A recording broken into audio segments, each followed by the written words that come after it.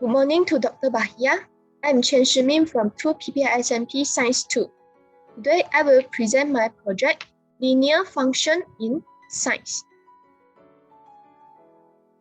What is linear equation? A linear equation is an equation in which the higher power of the variable is always 1. When this equation is graphed, it always results in a straight line. There are linear equation in 1 variables and linear equation in 2 variables. How linear equations important in science? The first important is it helps scientists describe the relationship between 2 variables and make prediction. Not only that, it also helps scientists to calculate rates, make conversion, and trends visible. There is various linear function. The first one is standard form, which is ax plus by equal to c. A is the coefficient for x, and x is the variables. B is the coefficient for y, and y is the variable. C is the constant. Second linear function is slope-intercept form, which is y equal to mx plus b. Y is the output, and m is the slope, which is the gradient, and x is the input.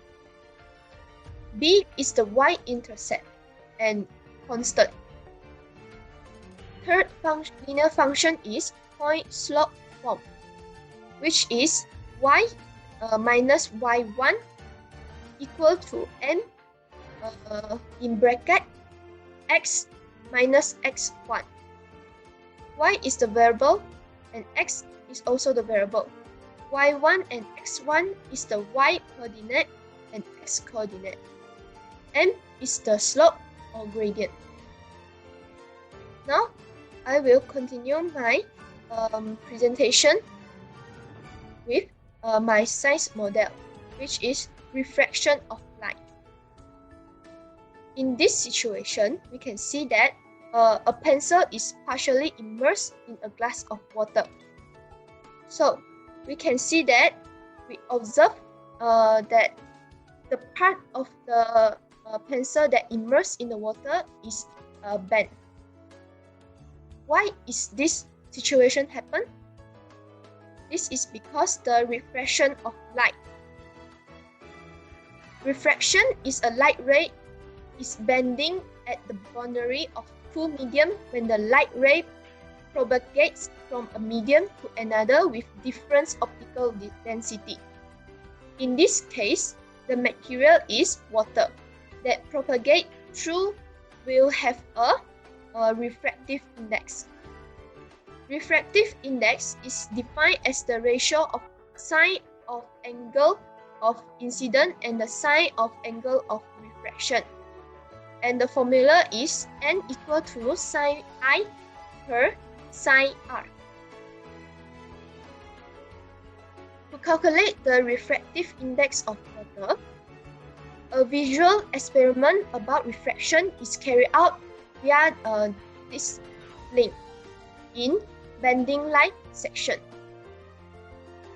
Through this experiment, we can find the relationship between the sine of angle of incidence and the sine of angle of refraction. Let us start the visual experiment. And this is the table of this experiment.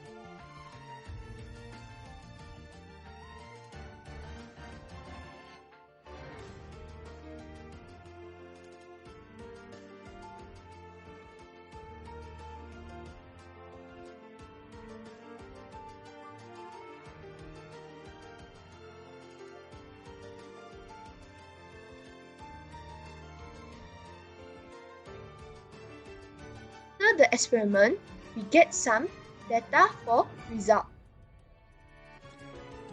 So this is a data that fill in all the experiment result. Sin I and sin R is calculated by using sin theta. So by using the data from the table, graph sin R against sin I is plotted, and a straight line graph is formed. And we know the relationship between sin R and sin I is sin R is directly proportional to sin I.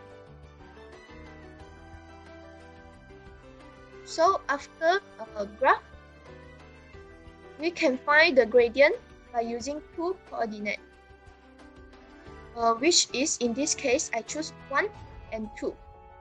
So insert the magnitude of both coordinates and then calculate the gradient. After that, we can find the y-intercept is equal to 0. So C is equal to 0. By using the linear function equation y equal to mx plus c, now we insert all the value that we have found, which is m equal to 3 per 4 and c equal to 0. So we know that the equation for this graph is y equal 3 per 4 x. Next, we know that the gradient is 3 per 4, and the 3 is from sin R, and 4 is from sin I. Based on the formula for refractive index, which is n equal to sin I per sin R, we can relate two equations. So 1 per n is equal to sin R per sin I. And it means that 1 per n is equal to 3 per 4. And n is equal to 4 per 3 or 1.33. Thus, 1.333 is the refractive index of water. So by using the graph sin R against sin I, we can make prediction. At the same situation, if the angle of incidence is 70 degree, what is the angle of refraction? So sin I is equal to sin 70 degree. So sin 70 degree is equal to 0.94. Now we insert the 0.94 into the equation, which is y equal to 3 per 4x. Now we get that the y is 0.71. 0.71 is equal to sin R. So we get that the R is equal to 45.23 degree. Thus, the angle of refraction is 45.23 degree. That's all from my presentation. Thank you.